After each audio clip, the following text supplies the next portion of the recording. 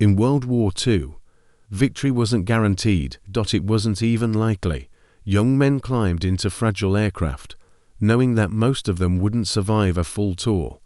And when the war needed them most, the system decided some of them were too old to fight. That decision almost cost the war in the Pacific. By 1944, American pilots were dying at an alarming rate. Every month, 147 Navy aviators were killed or missing. Japanese fighters dominated the first attack. One mistake, 1 second too slow, and you were dead. The Navy responded with logic, data, and medical studies. Pilots over 35 years old were grounded. Reflexes slowed. Vision declined. This was declared a young man's war. Hundreds of experienced combat pilots were removed, men who had survived long enough to understand how to stay alive. One of them was Jimmy Thatch.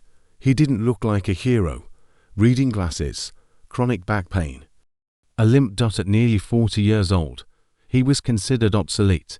But while others focused on speed and instinct, Thatch studied geometry. He realized something terrifyingly simple. Most pilots were dying because they fought alone. So he asked a forbidden question.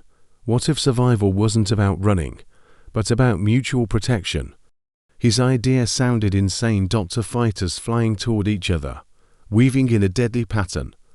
One mistake meant collision at 600 miles per hour. The Navy rejected it. Called it unsafe, and told Thatch again that he was too old. Until the losses continued, and one admiral finally asked, "Does it work in real combat?" In August 1944, Thatch led 4 fighters against 12 Japanese Zeros. The enemy attacked confidently, then confusion set in. Targets vanished.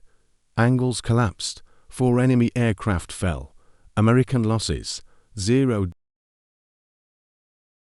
Weeks later, entire fleets were using what became known as the Thatch weave. Kill ratios tripled. Pilot deaths collapsed.